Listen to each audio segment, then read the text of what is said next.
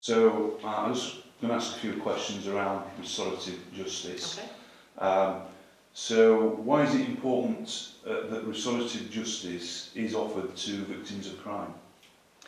Well, for some victims, and it's not appropriate for everybody, but for some victims it offers the opportunity for somebody to give them answers to why somebody's caused them harm, to why the crime's been committed in the first place, that nobody else can give, because it's only that offender that can really give them the answers to some of the questions that they want to know to be able to move on. Yeah. So it's really important, and at the launch of the Restorative Solutions last October, which we were both at, we both obviously saw the impact that it had on two victims there, one from a death by dangerous driving of her dad, and the other victim who'd suffered a serious sexual assault.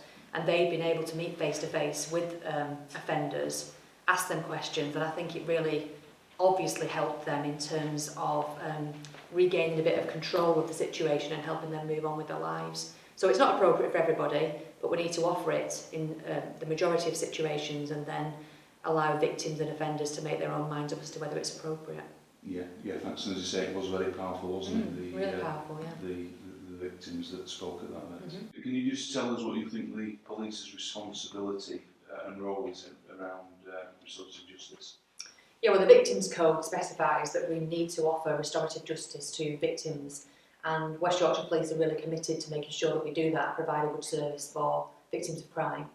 And the issue of restorative justice will very soon be part of our initial needs assessment that we do with all victims of crime. So I would expect officers to think about it at 3 different points. First of all, when they first report a crime to us, I would want our officers to think about, is this the right time to offer a restorative justice and approach that with victims?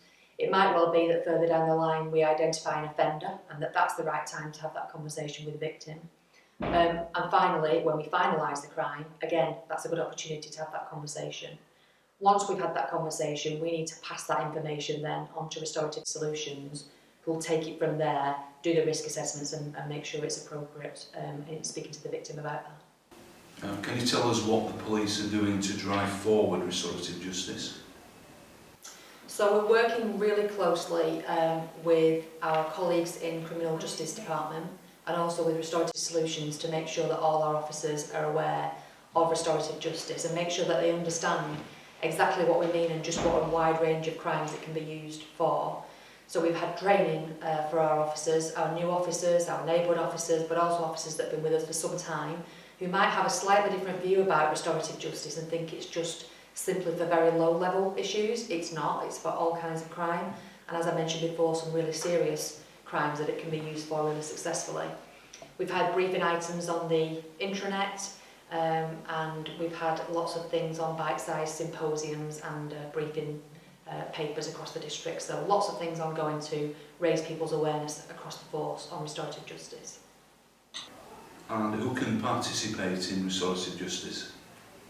Anybody can participate in restorative justice, so we don't put an age limit or a type of crime limit on it. What we do is we ask the questions of the victim, and if we think it's something that would help them and that they're willing to do, then we refer that through to Restorative Solutions, who work alongside victims and offenders in doing risk assessments and making sure that it's appropriate. We would never put somebody in a situation where we enhanced or increased any of the risk factors.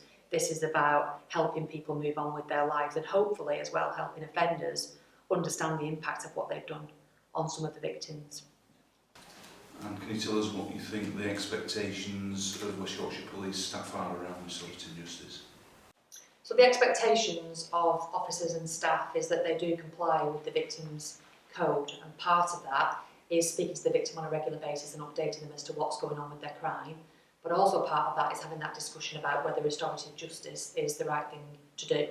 And if any of the officers either haven't had the training or still don't feel confident in approaching that conversation, then there is plenty of information on the intranet that they can link into or speak to the RJ lead within criminal justice to improve their knowledge around this issue. Okay, thank you, Catherine.